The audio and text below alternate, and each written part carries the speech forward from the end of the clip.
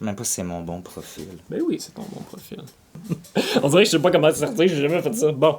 Ben, c'est toi, c'est toi. Moi, vrai, je suis là, je suis l'invité. Bonjour, on essaie un nouveau concept au FTMQ. On va essayer de se lancer quelques podcasts. C'est ça, de faire quelques podcasts, quelques discussions avec des gens d'intérêt en théâtre musical. Et la première personne qu'on a avec nous, c'est Olivier Bertillon. Mais bonjour, bonjour Jérémy, bonjour tout le monde. Comment tu vas? Ça va bien. Ça va bien. On travaille ensemble. Ouais. On a commencé à travailler ensemble, en fait, en deuxième année du programme d'interprétation en théâtre musical. Oui, j'ai été ton enseignant, Jérémy. Oui, tu as été mon professeur. Puis, à ce moment-là, j'avais beaucoup été impressionné par la qualité des adaptations puis la traduction que tu avais faite des pièces des extraits qu'on travaillait. On avait travaillé sur Waitress, qui n'avait pas été traduit auparavant, en tout cas que j'avais pas vu de traduction d'autres affaires. Il y avait d'autres choses aussi que tu aurais traduit là-dedans. Something Rotten, entre autres. Ouais, c'est ça, Something Rotten aussi. Donc, c'est ça. T'es professeur, t'es comédien, t'es metteur en scène. Quand est-ce que tu as commencé à faire des traductions et des adaptations, puis pourquoi, en fait? Parce que pour les besoins, pour des besoins de produire des spectacles. Tu sais, j'enseigne, je mets en scène, je suis comédien, mais je produis aussi, tout comme vous. Théâtre d'été principalement dans Charlevoix. Oui! Et puis, on avait comme projet de présenter un spectacle une année. Puis, question de droit, on n'a pas pu les avoir en dernier lieu. Puis, un spectacle de théâtre musical qui était déjà traduit.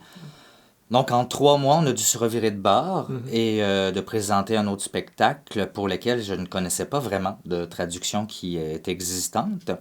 Alors, je me suis lancé. Et c'est comme ça que j'ai découvert et j'ai débuté dans le plaisir de. Ouais, fait que c'est parti de là. Et puis, en cours de route, je me suis aperçu que mon parcours d'étudiant a fait que, inconsciemment, dans ma vie, tout se plaçait pour que j'arrive à en faire. Je me considère pas comme un traducteur agréé officiel ou quoi que ce soit. Mais tu as fait des études en traduction. T'as étudié un peu exactement. là-dedans. Mon premier diplôme d'études post-secondaires est un diplôme en langues et traduction. Pour de vrai? Comme oui. Au cégep ou à l'université? Au cégep. Au cégep, OK. Nice. Ouais. Après ça, j'ai un diplôme en littérature. OK. Fait que, étonnamment, tu sais, même moi, j'avais oublié éduqué, cette portion de ma vie d'étudiant que j'avais étudié en langues et traduction. Ouais. Ce qui fait que j'ai quand même eu une certaine facilité. Fait que t'avais un espèce de plaisir, justement, à traduire un petit peu, puis c'est par nécessité aussi avec l'île en plus. Là, exactement, c'était un besoin pratiquement en urgence. C'était avant les productions Euphorie, dans le fond. Pendant. C'était pour les productions C'était pour Euphorie. les productions Euphorie. Ouais, c'est ça. Cool. Ouais. Quand tu commences à traduire une chanson, c'est quoi que tu regardes en premier? Ça dépend de l'œuvre. Ouais. Je regarde l'œuvre d'origine, je m'assure de bien la comprendre. Okay. Dans son entièreté ou la chanson? Non, dans son entièreté. Okay, ouais. Voir si justement l'auteur d'origine n'a pas une signature dans son texte. Dans quel contexte il l'a écrit, de quelle manière son propos se dégage. Essayer de cibler ça dans la langue d'origine pour essayer d'être fidèle au niveau de la traduction, que ce soit autant dans les dialogues que dans les chansons. Ça, c'est sûr que c'est important de garder l'essence, selon moi. Ceci dit, c'est ma méthode, c'est ma façon de travailler. J'ai utilisé le mot méthode. Je n'ai pas de méthode concrète que j'applique systématiquement. Ouais. Tu utilises le mot « adapter une œuvre ». On n'a pas le choix, il faut réécrire, il faut adapter. Ouais. Quand, mettons, que tu traduis et que tu sais aussi que tu vas être le metteur en scène de la même œuvre que tu traduis, est-ce que tu fais les deux en même temps? Est-ce que tu penses un petit peu à comment ces mots-là que tu adaptes peuvent se mettre en scène? Oui et non. En fait, sûrement qu'inconsciemment, ça teinte le résultat du travail. Mais oui, justement, quand ce sont des traductions que je vais moi-même travailler avec des étudiants ou professionnels ou qu'importe, mais que je sais que c'est mes propres traductions, j'aime bien souvent utiliser cette expression de faire une trahison au traducteur. Ouais. Donc, si en plein exercice, en plein travail, je juge que le choix de mots n'est pas le bon ou qu'on pourrait trouver mieux, je me le permets. Ouais. Puis j'ouvre la porte aussi à l'interprète avec qui je travaille de le faire. T'es-tu déjà arrivé de traduire, de juste traduire en fait des textes que tu vas pas mettre en scène? Ouais. Ah oui, ok, je savais pas. Comme quel texte? Des chansons. Des J'ai des chansons? anciens étudiants Ah, ok. qui se reconnaîtront peut-être en écoutant cette vidéo, cette capsule, qui m'ont demandé de traduire des chansons pour un exercice en soi. Ok. Sinon, j'ai déjà traduit du matériel que j'ai pas utilisé, Mhm. que j'anticipe peut-être. Et en théâtre musical, c'est pas rare d'avoir des chansons qui sont un petit peu plus... que les paroles sont plus également des dialogues, même à l'intérieur de ça, que ça peut se répondre, ça peut s'échanger des trucs, mais il y en a d'autres chansons aussi que c'est plus même de la poésie à l'intérieur de ça. Qu'est-ce que tu trouves plus difficile à traduire entre les deux, quand c'est des trucs plus poétiques ou c'est des trucs même des dialogues qui ressemblent plus à un dialogue chanté?